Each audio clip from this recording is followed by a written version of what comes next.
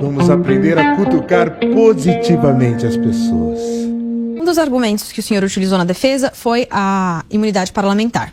Na visão do senhor, qualquer discurso está amparado pela imunidade parlamentar? Se o deputado falar que vai matar alguém, ele está amparado ainda assim pela imunidade parlamentar? Sim, eu te explico essa questão da imunidade, porque com a emenda constitucional, salvo melhor juízo, 35 de 2001, foi inserida uma expressão chamada quaisquer.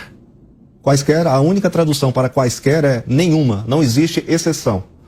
E aí, há o julgamento político do parlamentar na própria Câmara dos Deputados. Existe um regimento interno, um código de ética, e aí esse julgamento político é feito de acordo com a conduta, ou seja, o decoro. Então, se ele comete excessos, não será o Supremo Tribunal Federal que irá julgar se ele cometeu ou não um crime contra a honra, por exemplo.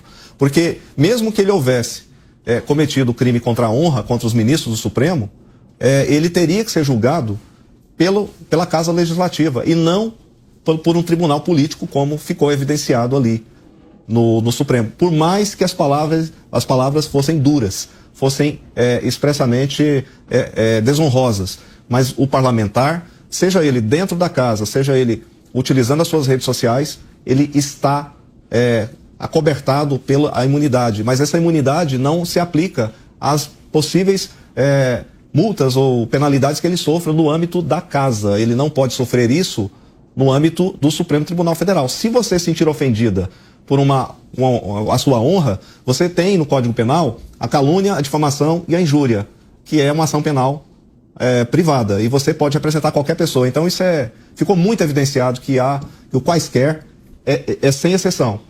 Essa sem exceção, ele tem o direito de falar o que ele bem entender. Essas falas, pegando o gancho da pergunta do colega, essas falas foram muito duras. Vou até citar aqui o trecho de uma em que ele se refere ao ministro Fachin. Quantas vezes imaginei você na rua levando uma surra? Qualquer cidadão que conjecturar uma surra bem dada nessa sua cara com gato morto até miar. Disse isso sobre o ministro Fachin.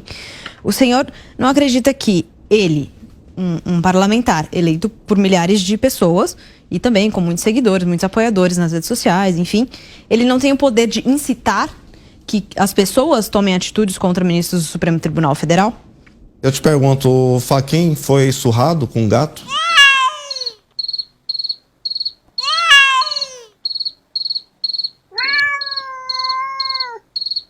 Não, porque isso é uma expressão, uma ironia, uma expressão, um jargão popular, que inclusive no Sul é utilizado. Dar uma surra numa pessoa com um gato morto é como se fosse, uma expressão. E outra, não existe crime de pensamento. Não existe. E Daniel Silveira foi punido por crime de pensar. Não existe isso. Essa é uma criação, uma inovação dessa composição do Supremo Tribunal Federal. Então, por mais duras que fossem as palavras, os desejos, porque não existe ainda um crime de desejo, ou seja, eu desejo que ele tome uma surra. Mas seria, inclusive, Augusto, a Lei de Segurança Nacional, ela diz claramente que o fato criminoso tem que objetivamente ocorrer. Ou seja, para acontecer uma violação à Lei de Segurança Nacional, que ele foi condenado com uma lei revogada, teria que ocorrer esse fato.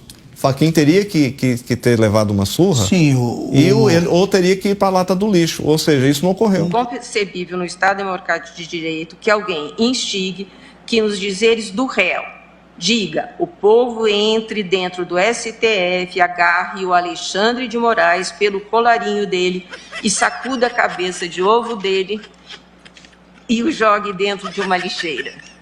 Intolerável também que alguém atire tomates em ministros, que piche... Desculpa. Inclusive, eu acho que nem ofensa ocorreu, porque no dia do julgamento, se vocês observarem a vice-procuradora, ela sorriu quando ela mencionou, ela sorriu e quando ela fez as menções das falas, literalmente sorriu. O próprio ministro Alexandre de Moraes também acompanhando o sorriso. Então, por isso que eu digo que isso foi um crime de ironia.